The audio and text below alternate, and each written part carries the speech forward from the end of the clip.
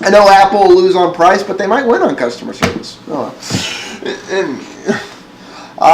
That would be scary. That'd be a scary world. Anyways, what story do we want to start with?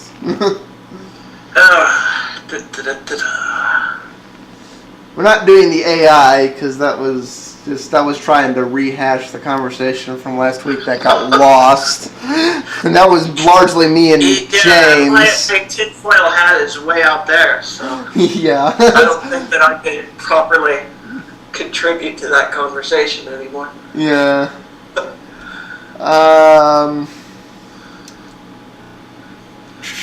What about the safety one? I'm actually all for this. Once again, the lobbyists, there's a safety group lobbying to have cell phones made illegal.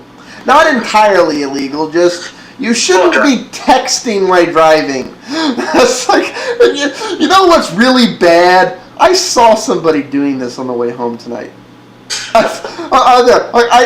run a red light, I turn to my right, I see the lady texting, and I'm just like, hold back, let that lady get way the fuck up there. This is let her get away from this. That's like, it's just driving down the road. I wonder though about an exception for that, since the Froyo phones now have the ability to text securely from voice. If okay, here's the thing that's gotten us all in trouble. We've operated under the delusion that hands-free mitigates this. And that's not what the studies show. The reality is, it's that your primary focus isn't on the road. Your primary focus is on the conversation you're having. Right. It's 95% plus of the time, I will not talk on the cell phone while driving. If it's an absolutely crucial call, I'll answer it, and I say, I'm driving, give me a minute to pull over. And if they start talking to me, I hear about every 8th word they say because I'm busy focusing on the things that are jumping in front of me on the road. I don't have an interest on what they're saying at this particular moment. Now, there are a few people who can truly multitask on that level and pay attention 100% to the road and 100% to the conversation. They are far and not texting. Yeah, they are far and few and in between. And what this legislation is about is saying you can't use a cell phone at all while driving. Just a flat-out ban. If you're driving, you are not using a cell phone, hands-free or otherwise. And I'm actually all for that. Because the reality is, if this conversation is important enough that it's time to pull over into the parking lot at the corner. Push the on button, tell them you're driving, pull off the road at the first convenience. Do not be... Because the reality is, it's like operating a vehicle while under the influence of alcohol. It is that much of an impairment. Well, I don't know if I don't know if root beer counts, but it's like, and I know there's a lot of people who's going to disagree with me and go, oh no, I can do it, I can do it just fine. The reality is, look at your reflex time. It's not the same. You're not paying attention to the road. Really, I don't even like looking down at the phone to push the damn button because my eyes came off the road. Right. And that's really all it takes. If somebody who was in a blind spot that I didn't realize was there because they turned in at a bad time decides to do something stupid at that exact second, I'm going to have a wreck. That's what's going to happen because I'm not looking at them. I'm not paying attention to the road. That's my God, I've become an old man before my time. I have no comment on this thing. You don't want to take young people's phones away? I don't want to take my own phone away. I'm addicted to that thing now. Oh, okay, but let me ask you an honest question. When you're talking on your phone, hands-free or otherwise, while driving, you're going to sit here and honestly tell me you're paying as much attention to the road as you are when you aren't? I am not going to honestly tell you that because I know for a fact that it is not true. And you don't see a problem there? Well, I don't live in a very populous area, so... So it's okay as long as there's only 3 people around it with your car?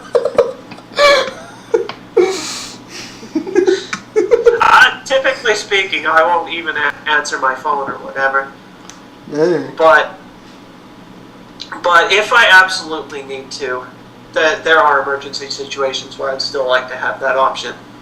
But I'm still going to say no comment because, yeah, it would make things a lot safer. It probably is a good idea. I'm more in favor of laws like this than I am the seatbelt law. And the honest reason for that is as follows.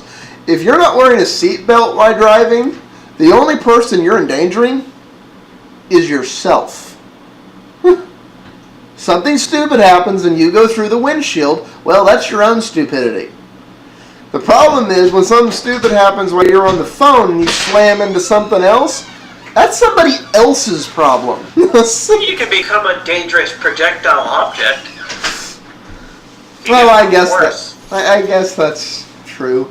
Although, wouldn't that really only be a problem in Europe where they have the pop-out glass? I mean, how much force would you have to go through to go? If you're going with enough projectile force to go through a U.S. windshield, I don't think the seatbelt would stop you.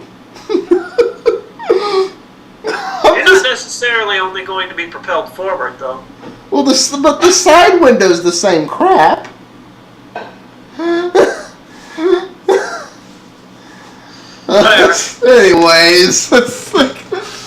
Anyways. I still have no comment on cell phones while driving. You heard it here first. Leo has no comment on death while driving. Alright, which one do you want to go into next? I'm going to say the Windows Phone 7 ads just because that whole operating system kind of amuses me. Well, assuming they haven't removed them by the time this video is published, there will be links to where to find these ads in the video.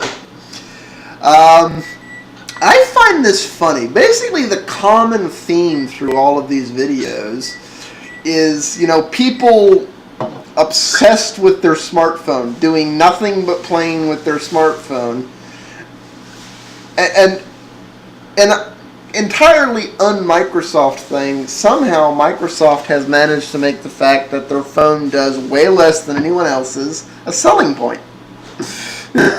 Which is brilliant. It's brilliant. Yeah, I'm not going to lie. It actually does seem like a positive aspect.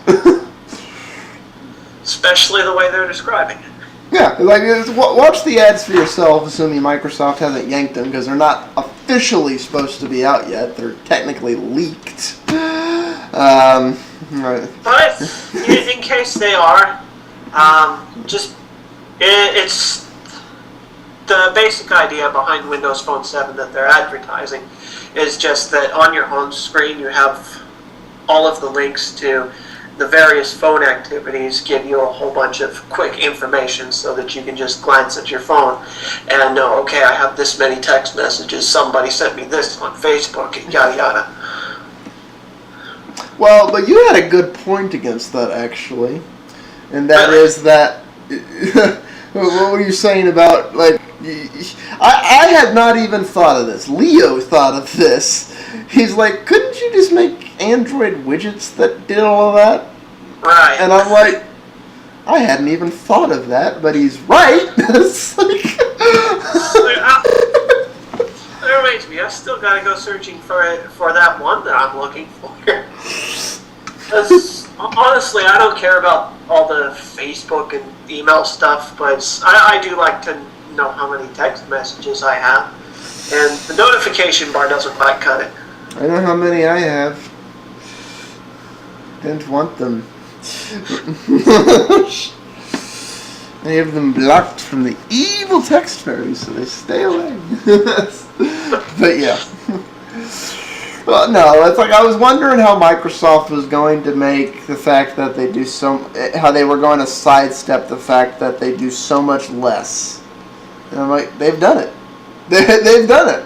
So I'm like, they've actually. And honestly, it does look kind of nice. Oh, no, I said it's pretty. Yeah, it's pretty, but it also looks like something that is functionally something that people would like as well. Just the ability to look at your phone and get everything in an instant is something that is very positive and something that I'm going to be trying to make my Android phone do. Well, I'd say that's it. That's going to be the honest rub there. And honestly, this is the thing every application, every web page, everything strives to do. Make all the important stuff there at a glance.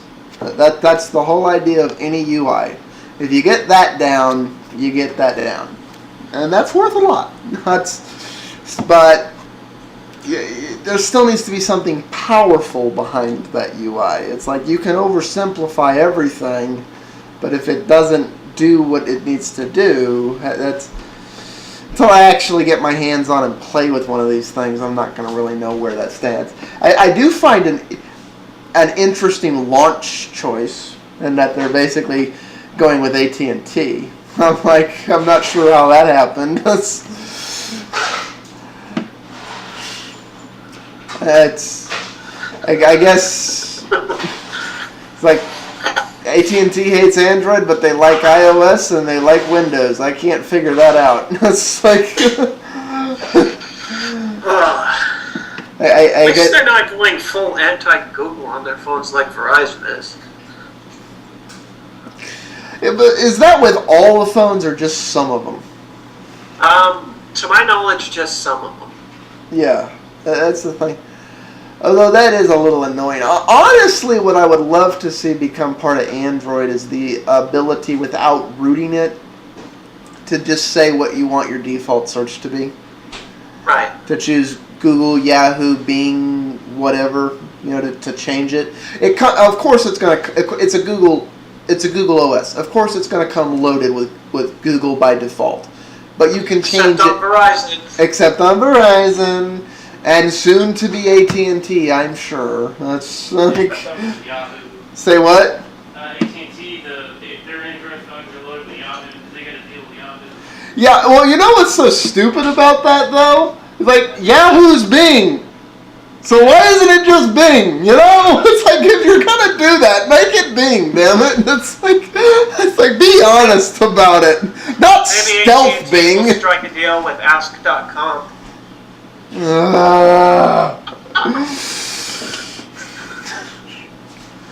Hi, I'm Eebs.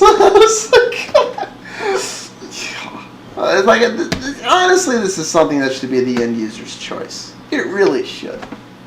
To be honest, this is my pet peeve about Android. Now, there is an open search widget you can add to Android that's in the marketplace, but it's not as seamlessly integrated in as that default search is. And honestly, it should be. And that's one of the things that bugs the hell out of me about Safari, too, to be honest. That you have to go buy an add-on to have other searches besides Google, or you have to get in there and search for a string and manually edit it. And supposedly they have added Bing as another default option in Safari now. Okay, I'll have to check on that.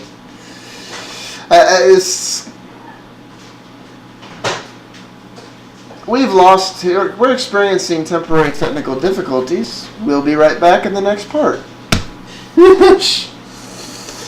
The hell happened there? What?